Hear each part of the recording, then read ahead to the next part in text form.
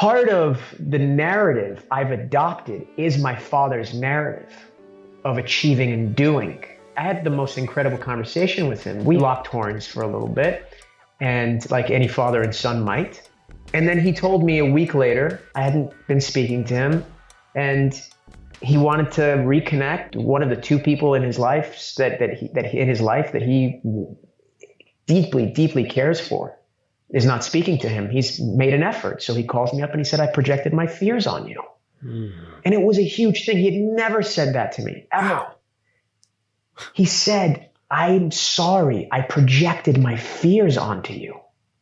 As an Iranian man from that generation who's in his early 70s saying that to me and taking accountability for that, I can't tell you what it does for me.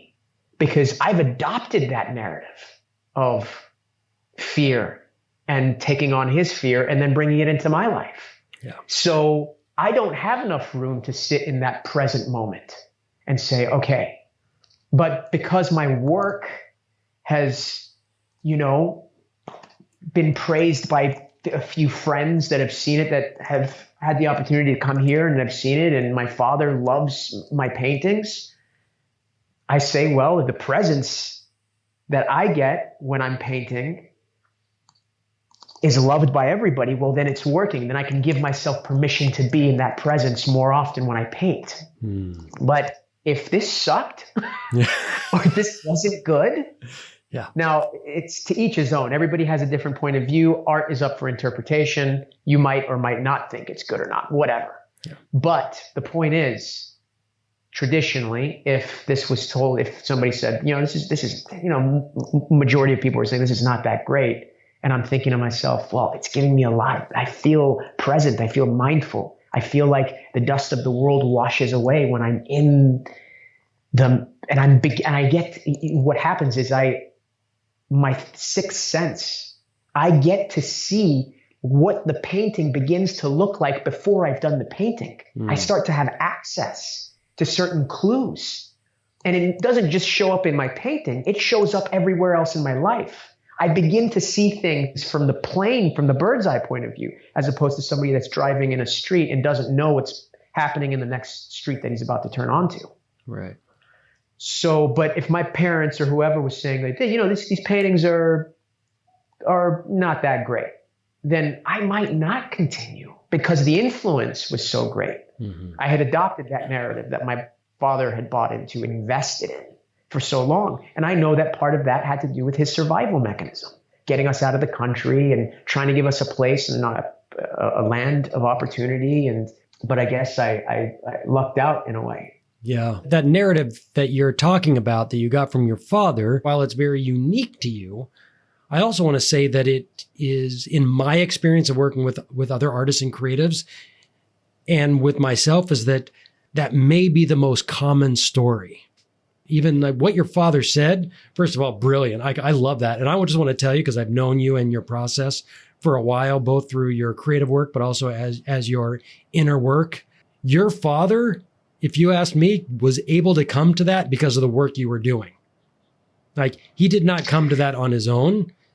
Because you're doing that work, you're actually giving him the space to make his growth possible. It's one of the things that's so beautiful about being an artist, is that when we actually finally hit it, when we go through that incredible, painful growth, that when we finally get there and we can actually touch somebody in some way, the other people are basically pulled up from the work that we're doing. So you both as doing your inner work and also doing your creative work, you're pulling us with you. And sometimes you might struggle for 10, 15, 20, 30, 40 years. And then when you have that moment, and it can feel so hopeless for so long until you finally been like, I can articulate myself enough to my father, and he's not listening to him, but I've articulated it. And articulation can be in how I speak to others. It can also be to what I put on the canvas, or it can be how I put it on the screen. I'm articulating an idea, a thought, an emotion, a feeling a reality, a human reality in some way that others can say, oh yeah, I can take that. And it might be a little uncomfortable to the point where you lock horns and you're like, you know what? I've said my piece. I've articulated it. I'm not talking right now. And the other person gets to go and go, oh my gosh, they actually articulated themselves in a way that now I can understand. Now I get to pick up the phone and say, hey, and you know, that's what the entire world is, Iman. The entire world is, I am projecting my fears onto you. That's right. That's brother. the world we live in. That's right. And we all, as artists and creatives, actually have to be willing to deal with everybody around us treating us by taking out projecting their fears onto us. And we have to keep going anyway. Yeah. Yeah, that's beautiful, man.